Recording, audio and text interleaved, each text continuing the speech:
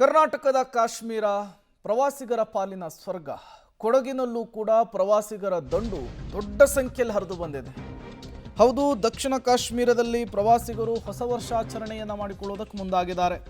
ಅದರಲ್ಲೂ ಮುಖ್ಯವಾಗಿ ಈ ರಾಜಾ ಸೀಟು, ದುಬಾರೆ, ನಿಸರ್ಗಧಾಮದಲ್ಲಿ ಜನಜಂಗುಳಿ ನಿರ್ಮಾಣವಾಗಿದೆ. ಕಳೆದ ಒಂದು ವಾರದಿಂದಲೂ ಕೂಡ ಕೊಡಗು ಫುಲ್ ಬ್ಯುಸಿ ಪ್ರವಾಸಿಗರಿಂದ. ಕ್ರಿಸ್ಮಸ್ ರಜೆ ಸ್ಟಾರ್ಟ್ ಆದಾಗಿನಿಂದ ಈಗ ಹೊಸ ವರ್ಷದ ಮೊದಲ ದಿನ ದೇಶದ ಮೂಲೆ ಮೂಲೆಯಿಂದ ಹೊರದೇಶದಿಂದಲೂ ಕೂಡ ಪ್ರವಾಸಿಗರು ದೊಡ್ಡ ಸಂಖ್ಯೆಯಲ್ಲಿ ಆಗಮಿಸಿದ್ದಾರೆ.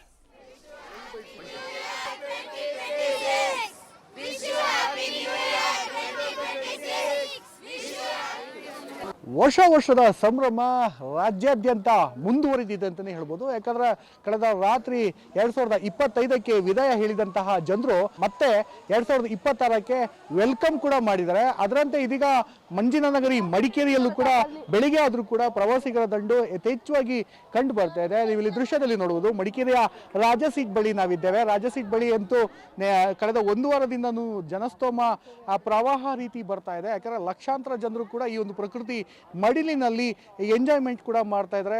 ಪ್ರಕೃತಿಯ ಆಹ್ಲಾದಕರ ವಾತಾವರಣದೊಂದಿಗೆ ಸಾಕಷ್ಟು ಪ್ರವಾಸಿಗರು ಬೆಳ್ಳಂಬೆಳಗ್ಗೆ ಇರ್ಬೋದು, ಸಂಜೆ ಇರ್ಬೋದು, ಎಲ್ಲ ಸಮಯದಲ್ಲೂ ಕೂಡ ಜನಜಂಗುಳಿಯಿಂದನೇ ಈ ಒಂದು ಪ್ರದೇಶದಲ್ಲಿ ಕಂಡು ಬರ್ತಾ ಇದೆ ಅಂತಲೇ ಹೇಳ್ಬೋದು. ಆ ಪ್ರಮಾಣದಲ್ಲಿ ಪ್ರವಾಸಿಗರ ಲಗ್ಗೆ ಕೊಡಗು ಜಿಲ್ಲೆಗೆ ಹೆಜ್ಜೆ ಹಾಕಿರ್ತಕ್ಕಂಥದ್ದು. ಈ ಇಯರ್ ಎಂಡನ್ನು ಕೂಡ ಕಳೆದ ರಾತ್ರಿ ಮಾಡಿದ್ರು ಕೂಡ ಸೊ ಬೆಳಗ್ಗೆ ಎಂದಿನಂತೆ ಹೊಸ ನಿರೀಕ್ಷೆಯಲ್ಲಿ ಜನರು ಒಂದು ರೀತಿ ಕಾತುರದಲ್ಲಿ ಇರ್ತಾರೆ. ಬೆಳಗ್ಗೆ ಹೋಗಿ ದೇವಾಲಯಗಳಲ್ಲಿ ಪೂಜೆ ಪುರಸ್ಕಾರವನ್ನು ಮಾಡಿ ಬರುವಂತಹ ಪ್ರವಾಸಿಗರು ಇದೀಗ ಪ್ರವಾಸಿ ತಾಣದಲ್ಲಿ ಎಂಜಾಯ್ಮೆಂಟ್ ಕೂಡ ಮಾಡ್ತಾ ಇರತಕ್ಕಂಥ ದೃಶ್ಯಾವಳಿಗಳು ಸರ್ವೇ ಸಾಮಾನ್ಯವಾಗಿ ಕಂಡು ಬರ್ತಾ ಇದೆ. ಅದರಲ್ಲೂ ಕೂಡ ರಾಜಾ ಸೀಟ್ ಮಾತ್ರ ಅಲ್ಲ, ಅಬ್ಬಿ ಜಲಪಾತ ಇರ್ಬೋದು, ಮುಗಿಲ್ಪೇಟೆ ಇರ್ಬೋದು, ದುಬಾರೆ, ನಿಸರ್ಗಧಾಮ, ಹೀಗೆ ಕೊಡಗಿನ ಪ್ರೇಕ್ಷಣೀಯ ಸ್ಥಳಗಳಲ್ಲಿ ಕೂಡ ಪ್ರವಾಸಿಗರು ಅತ್ಯಂತ ಹೆಚ್ಚಾಗಿ ಎಂಜಾಯ್ಮೆಂಟ್ ಕೂಡ ಮಾಡ್ತಾ ಇದ್ದಾರೆ. ಸದ್ಯಕ್ಕೆ ನನ್ನ ಜೊತೆ ಇದೀಗ ಒಂದಷ್ಟು ಬೆಂಗಳೂರು ಮೂಲದ ನಿವಾಸಿಗಳು ಇದ್ದಾರೆ. ಅವರು ಕೂಡ ಪ್ರವಾಸಿಗರು ಬಂದಿರತಕ್ಕಂಥ ರಾಜಾ ಸೀಟ್ ಬಳಿ.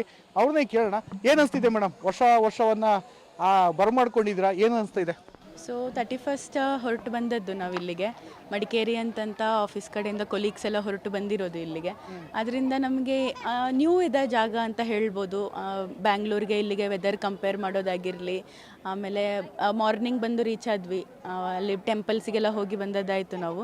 ಸೊ ಅಲ್ಲಿ ಟೆಂಪಲ್ಸಲ್ಲಿ ಹೋಗಿ ಈ ಇಯರ್ಸ್ ಎಲ್ಲ ಚೆನ್ನಾಗಿರಲಿ, ಸುಖವಾಗಿರಲಿ, ಎಲ್ಲರೂ ಕೂಡ ಮನೆಗಾಗಿರಲಿ, ನಾಡಿಗಾಗಿರಲಿ, ಯಾವುದೇ ಒಳಿತು ಬರದೇ ಇರಲಿ ಅಂತ ಸೊ ಎಲ್ಲ ಕೇಳಿಕೊಂಡು ಸೊ ಇವಾಗ ರಾಜಾ ಸೀಟ್ನ ಫೈನಲ್ ಆಗಿ ಮುಗಿಸಿ ನೆಕ್ಸ್ಟ್ ಓಂಕಾರೇಶ್ವರ ಟೆಂಪಲ್ ಎಲ್ಲ ಇದೆ, ಅದೆಲ್ಲ ಕಂಪ್ಲೀಟ್ ಮಾಡಿಕೊಂಡು ಇನ್ನು ಬ್ಯಾಂಗ್ಳೂರಿಗೆ ರಿಟರ್ನ್ ಹೋಗೋದು ಅಂತ ಪ್ಲ್ಯಾನಿಂಗ್ಸ್ ಇದೆ. ಸೊ 26ರ ನಿರೀಕ್ಷೆಗಳೇನಿದೆ ನಿಮಗೆ? ನಿರೀಕ್ಷೆಗಳು ಅಂತಂದರೆ ಆಲ್ರೆಡಿ ಸ್ಟಡೀಸ್ ಎಲ್ಲ ಮುಗ್ದಿದೆ ಅಲ್ವಾ ಹೇಗಿದ್ರು ಕೂಡ. ಸೊ ಇನ್ನು ಆಫೀಸಲ್ಲಿ ಒಂದು ಅಪ್ಕಮಿಂಗ್ ಪೊಸಿಷನಿಗಾಗಲಿ, ಸೊ ಇನ್ನು ಮುಂದೆ ಏನಿರುತ್ತೆ ಸಕ್ಸಸ್ ಆಗಿರೋದಾಗಲಿ, ಇಂಡಿಪೆಂಡೆಂಟ್ ಆಗಿರೋದಾಗಿರಲಿ, ಇದೇ ಇರುತ್ತಲ್ವ. ಸೊ ಒಂದು ಹೆಣ್ಮಗು ಆಗಿ ಎಲ್ಲ ನಾಡಿನ ಸಮಸ್ತ ಎಲ್ಲ ಜನತೆಗೂ ಕೂಡ ನಾ ಹೇಳೋದು ಹ್ಯಾಪಿ ನ್ಯೂ ಇಯರ್ ಅಂತ. ಸೊ ನನ್ನ ನಿರೀಕ್ಷೆಗಳು ಈ ಇಯರಲ್ಲಿ ಅಂತಂದರೆ ಸಕ್ಸಸ್ಫುಲ್ ಆಗಿ ಇರೋದು ಅಂತ ಹೇಳ್ಬೋದು ನಾನು. ಇವಿಷ್ಟು ಹೊರಗಡೆ ಬಂದಂತಹ ಪ್ರವಾಸಿಗರು ಹೇಳುವಂಥ ಮಾತುಗಳು. 2026ರನ್ನು ಅತ್ಯಂತ ವಿಜೃಂಭಣೆಯಿಂದನೂ ಕೂಡ ಸ್ವಾಗತವನ್ನು ಮಾಡಿದ್ದೇವೆ. ಸಾಕಷ್ಟು ಕೆಲ ದೇವಾಲಯಗಳಿಗೆ ಹೋಗಿ ಪೂಜೆ ಪುರಸ್ಕಾರಗಳನ್ನು ಮಾಡಿದ್ದೇವೆ ಅಂತ. ಇನ್ನೊಂದಷ್ಟು ಜನರು ಕೂಡ ಹೋಮ್ ಸ್ಟೇ ಇರ್ಬೋದು, ರೆಸಾರ್ಟ್ಗಳು ಕಳೆದ ರಾತ್ರಿ ಅವರು ಕೂಡ ಅವ್ರದ್ದೇ ಆದಂತಹ ಸಿದ್ಧತೆಗಳನ್ನ ಮಾಡಿಕೊಂಡು ಆ ನ್ಯೂ ಇಯರನ್ನು ವೆಲ್ಕಮ್ ಮಾಡಿದ್ದಾರೆ. ಒಟ್ಟಾರೆಯಾಗಿ ಕೊಡಗು ಜಿಲ್ಲೆಯಲ್ಲಿ ಇವತ್ತಿನಿಂದ ಇನ್ನು ವಾರಾಂತ್ಯ ಕೂಡ ಇರೋದ್ರಿಂದ ಶನಿವಾರ ಭಾನುವಾರ ಮತ್ತಷ್ಟು ಪ್ರವಾಸಿಗರ ಸಂಖ್ಯೆ ಮತ್ತೆ ಗಣನೀಯವಾಗಿ ಏರಿಕೆಯಾಗುತ್ತೆ. ಇನ್ನು 3-4 ದಿನಗಳ ಕಾಲ ಕೊಡಗು ಜಿಲ್ಲೆಯಲ್ಲಿ ಮತ್ತಷ್ಟು ಪ್ರವಾಸಿಗರ ಸಂಖ್ಯೆ ಏರಿಕೆ ಕೂಡ ಆಗ್ತದೆ. ಮತ್ತು ವರ್ಷವನ್ನು ಪ್ರಕೃತಿ ಮಡಿಲಿನಲ್ಲಿ ವರ್ಷವನ್ನು ಬರಮಾಡ್ಕೊಳ್ಳಿಕ್ಕೆ ಬಂದಂತಹ ಪ್ರವಾಸಿಗರು ಒಂದಷ್ಟು ಇಲ್ಲೇ ವಾಸ್ತವ್ಯ ಕೂಡ ಹೂಡಿದ್ದಾರೆ ಅಂತಲೇ ಹೇಳಲಾಗ್ತಿದೆ. ಕ್ಯಾಮ್ರಾಮನ್ ಶಿವ ಜೊತೆ ಮಲ್ಲಿಕಾರ್ಜುನ್, ಪಬ್ಲಿಕ್ ಟಿವಿ, ಮಡಿಕೇರಿ.